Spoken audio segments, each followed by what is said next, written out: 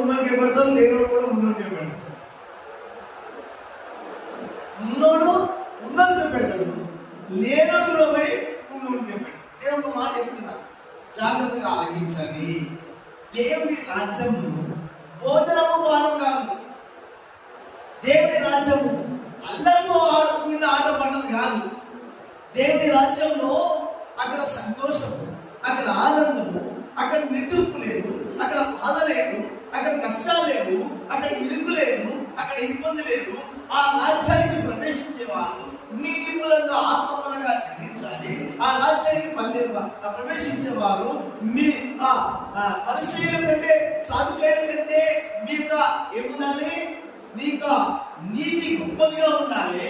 ఆ పర్వత రాజ్యానికి వెళ్ళేవారు ఏం కావాలి అంటే చిన్న పిల్లల వల్ల వారి జీవితం ఉండాలి అని చెప్తూ ఇక్కడ అంటున్నప్పుడు